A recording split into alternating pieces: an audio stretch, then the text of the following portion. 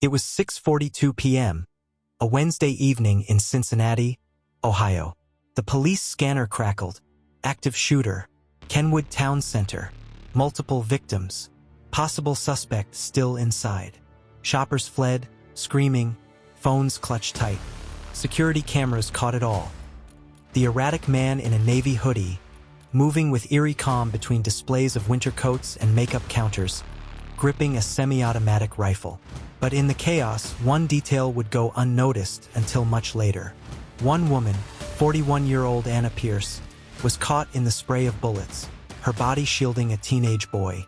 As the paramedics loaded her into the ambulance, bleeding and slipping in and out of consciousness, she whispered a single name. A name that didn't match the shooter. A name that would rip the lid off a truth no one was ready for. Anna Pierce wasn't supposed to be there. A single mom, a nurse, steady, unremarkable. She worked the early shift at St. Joseph's Medical and had clocked out by 3 p.m. Her plan was simple. Swing by the mall, grab a birthday present for her son Max, and pick up dinner. To everyone around her, neighbors, co-workers, even the parents at her son's school, Anna was just kind. Wore navy scrubs, drove an aging Camry, didn't cause trouble. But every person has a page in their life they don't read aloud. And Anna's would come back with a vengeance. At 6:38 p.m., Anna was browsing the second floor of Macy's when the first shot rang out. By 6:41, she had shoved a teenage boy, Eli Sanders, behind a display rack and taken 3 bullets to her torso. Eli lived. Anna didn't. But her final breath was captured on a paramedic's body cam. She said, Tell Jonah, I kept my promise. There was no Jonah on the victim list. No Jonah among Anna's family. No Jonah anywhere. Detectives were puzzled. The shooter, 26-year-old Timothy Griggs, had no known link to Anna. He'd served in the Army briefly before a dishonorable discharge. Diagnosed with PTSD. No prior run-ins with law enforcement. He'd purchased the weapon legally 5 months before the shooting. Initial reports pegged him as another lone gunman. But when detectives combed through Anna's phone, something didn't sit right. There were deleted messages, recently scrubbed calls. A forensic technician recovered fragments of a chat log from an encrypted app. Names redacted. But one word kept repeating. Jonah. The FBI was called in. By week 2, investigators weren't asking why Timothy had opened fire. They were asking why Anna was there when he did. And who the hell was Jonah? Anna's life, once viewed as routine, unraveled in layers. 10 years ago, she had a different name, Anna Whitford. And a sealed file from 2012 showed she'd testified in a federal case against a dangerous figure, Jonah Ridgewell, a mid-level arms dealer who supplied modified weapons across Ohio and Kentucky. The case had collapsed when Ridgewell disappeared before trial. Anna entered witness protection. She became Anna Pierce, moved states, changed everything. But someone had found her again. The Cincinnati shooting wasn't random. Griggs wasn't a deranged lunatic on a spree. He'd been paid. A wire transfer traced back to a shell company in Wyoming. Fake address, no paper trail. But investigators working quietly with the Treasury Department found a link to an offshore account associated with a defunct trucking firm once registered to Jonah Ridgewell. Anna had been the target, not the mall, not the shoppers. Her final words weren't poetic. They were intentional. Tell Jonah I kept my promise. Detectives now believe she knew. She knew he'd find her, and she was ready. But there's more. The boy she saved, Eli Sanders, wasn't just any teenager. 3 days after the funeral, Eli's mother contacted the police. She'd found a note in his pocket, a scrap of paper he had clutched during the shooting. It read, "If I don't make it, find Anna. She'll know what to do." Signed, Jonah R. But Jonah Ridgewell vanished over a decade ago. So the question now is, was Anna protecting a boy who wasn't a bystander, but her target son? And if Jonah Ridgewell was never caught, where is he now? Anna's past isn't finished. And someone else is watching, waiting for the next move. Detective Luis Carrington sat at his desk long after sunset, replaying the body cam audio from Anna's ambulance ride. Tell Jonah I kept my promise. The tone, the certainty, not fear but closure.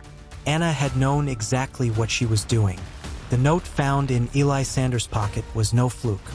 It wasn't even his real name. 2 hours later, after securing a court order, Carrington pulled Eli's school enrollment records. No birth certificate, no prior school records before 2022.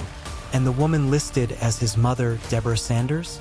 She'd filed for bankruptcy 3 times under different aliases. A deeper scan confirmed the worst. Deborah Sanders was Jonah Ridgewell's sister, which meant the boy Anna shielded with her own body was Jonah's son. 10 years earlier, Jonah Ridgewell stood in a sterile courtroom, arms crossed, expression blank.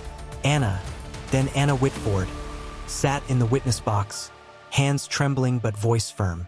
She testified about a warehouse in Covington, Kentucky, about crates of illegal weapons with serial numbers filed off. She'd been the EMT on call when a worker was crushed in a crate collapse. She saw what was inside, and she spoke up. Jonah stared at her, didn't say a word, but as she left the stand, he leaned just close enough for the marshals to miss it, and whispered, "You testify, I disappear, but one day you'll owe me." Anna had testified, and Jonah had vanished. But now the world had proof. He wasn't dead. He was hiding, in plain sight, through a child. Carrington flew to Indianapolis, where Deborah had taken Eli after the shooting. He confronted her. What was Anna's involvement? He asked. She died for him. That's not random. Deborah hesitated. Then, Anna didn't protect Eli by chance. She was sent by Jonah. An encrypted laptop recovered from Anna's home revealed the truth. Over 300 back-and-forth emails. Most were deleted, but fragments remained. "He won't survive without you. You owe me. You said 1 year. No more. If I'm exposed, take him and run. You promised, Anna." She'd been hiding his child, not out of fear, but out of a promise. Anna had taken in the son of the very man who once vowed revenge. Why? According to the emails, Jonah had turned on his former partners. A silent whistleblower to the ATF in 2018. He'd been double-crossed, his wife murdered. He sent his son away and turned to the one person he knew would keep a vow, Anna. So if Jonah Ridgewell had gone underground, who paid Timothy Griggs to pull the trigger at the mall? The paper trail pointed to Black Verge Security, a private firm used by ex-military contractors. Their name had appeared once, buried in a 2015 DEA investigation, connected to cartel gunrunners out of New Mexico. Anna hadn't just been found. She'd been hunted, because she wasn't just protecting a child. She was sitting on a trove of damning evidence. Then came the break. A hidden angle from a cosmetics kiosk camera showed something missed in initial footage. At 6:35 p.m., just minutes before the first shot, a man in a gray hoodie walked past Anna. She saw him, froze, clutched Eli's arm. It wasn't Timothy Griggs, but her face, her fear was immediate. The man was never identified, and he left the building seconds before the gunman entered. Detectives now believe Griggs may have been the distraction. The real operative? Gone. Anna's sister, Melissa, came forward weeks after the funeral. Anna had mailed her a sealed envelope. Inside, password, a storage locker address in Louisville, Kentucky, and one line written on the flap. "If I'm gone, give this to the FBI." Inside the locker was a rugged hard drive, encrypted, military grade, the kind used by defense contractors. Digital forensics experts worked around the clock. What they found stunned even veteran agents. Detailed accounts of weapons shipments, names, dates, shell companies, photographs, some of which included men still in office. Anna hadn't just been protecting a child. She'd been carrying a dead man's insurance policy.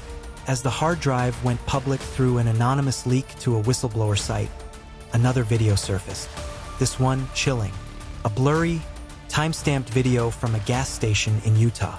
A man in a baseball cap, gray in the beard, holding the hand of a young girl. He walks up to the counter. The clerk glances at the screen. Something familiar in the man's gait. The timestamp? 3 days after Anna's funeral. A facial recognition analyst confirmed it with 76% certainty. The man was Jonah Ridgewell. Alive, watching, moving. 1 week later, Eli Sanders disappeared. Vanished from a safe house in Indianapolis. No forced entry. No alarms. He left behind a note. Only 5 words. She kept her promise. Now me. Detectives searched for hours. But inside his pillowcase, they found one final chilling clue. A burner phone, and one unread message. From a number traced to an unregistered satellite line. The message read, "Phase 2 begins now. Who took Eli? Is Jonah orchestrating a deeper game? And what is Phase 2? Jonah was possibly alive. And the boy, Eli, disappeared with only a cryptic message. She kept her promise. Now me. One final message remained. Phase 2 begins now." FBI Special Agent Marissa Kelly was tasked with finding Eli Sanders. But nothing about his disappearance made sense. The safe house was secure, no broken windows, no forced doors. The boy had simply walked out. Security footage confirmed he left alone. Hoodie up, head down. A rideshare driver picked him up 4 blocks away, called in days later after seeing the Amber Alert. But Eli had used a prepaid Visa card. Untraceable. Marissa dug deeper into the only person who could have orchestrated this, Jonah Ridgewell. Was he alive? If so, was he protecting Eli or using him? Using open-source intelligence tools and subpoenaed telecom metadata. The FBI tracked several burner phones linked to Ridgewell's former network. These phones had gone quiet for years, but since Anna's death, they'd been active in spurts in Indiana, Kentucky, and once briefly in rural Arkansas. Each pinged for less than 12 minutes. Each used only once. Disposable. Deliberate. Agent Kelly found a pattern. The pings aligned with former safe houses used by U.S. Marshals in the early 2000s. Someone was using old government protocols, not public knowledge. This wasn't a fugitive running blind. It was a man with training, inside knowledge, and a mission. Anna's encrypted hard drive was authenticated by a joint ATF-FBI task force. Its contents led to a quiet internal investigation involving 3 retired officers and 1 sitting U.S. congressman, all of whom were suspected of laundering money through fake logistics contracts. A Washington Post expose released portions of the evidence in what would become one of the most significant whistleblower leaks since Panama Papers. Anna had held it all back, until she died. But why not go to authorities sooner? According to her private correspondence with an ex-FBI handler, recovered through email subpoenas, she didn't trust the system anymore. She wrote, "The system protects the loudest liars. I'm just trying to keep one boy safe." Witness protection in America is far from glamorous. Most witnesses like Anna live under constant financial and psychological strain, disconnected from past careers, families, and support networks. Anna couldn't access her nursing license for 5 years. She worked night shifts at urgent care clinics under new identities. Moved cities 4 times. She wrote in one unsent letter, "I've lost birthdays, I've lost faith, but I won't lose this boy." In a small town outside Little Rock, Arkansas, a security camera at a Baptist church captured something strange. A white Chevy Impala pulls into the gravel lot at 2:36 a.m. A teenage boy steps out. He opens the trunk, removes a duffel bag, and walks toward the back door of the church. He knocks twice, pauses, then 3 times. A man opens the door. Gray beard, ball cap, camera resolution too low for facial ID. But gait analysis by FBI specialists, combined with known military injuries, suggested a 96% probability. It was Jonah Ridgewell. Weeks later, a journalist named Rafiq Thomas, working independently with The Intercept, received a USB stick from an anonymous source. Contained a single audio file. Timestamped, unedited. Jonah Ridgewell, speaking for the first time in over a decade. "I never wanted blood. I wanted out. They killed my wife. My partners turned state and walked away clean. I gave them Anna. She got me that kid. He's safe now. That's all I'll say." And if you're hearing this, let it be enough. Thomas released the recording. Federal prosecutors declined to authenticate it. The Justice Department issued no comment. Anna Pierce was laid to rest without honors. Her story made headlines for 3 days, then faded beneath louder news cycles. But the evidence she risked everything to preserve, it's still being examined in sealed courtrooms. As for Eli Sanders, no official record of his recovery exists. No charges were filed against Jonah Ridgewell, because legally he does not exist. The case remains open, but off the books. One federal agent put it best: "There are truths we don't confirm, not because they're untrue, but because confirmation would mean admitting the system failed." Somewhere in rural America, a father and son sit at a worn-down diner booth. No cameras, no names, no past. A waitress asks the boy what he wants. He doesn't answer. He looks to the man beside him, and for the first time calls him by name, "Dad." This story is based on real investigative patterns, behaviors observed in witness protection, whistleblower cases, and how private contractors and shell companies have historically been used to silence inconvenient truths.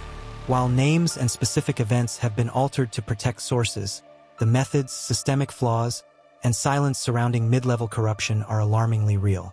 Truth isn't always breaking news. Sometimes, it's a quiet death in a forgotten mall, a whisper on a paramedic's camera, and a promise that survived a bullet. Movie Camera subscribe for more real stories the headlines don't tell. Thumbs up, like, share, and comment. What would you do if protecting the truth meant becoming a fugitive?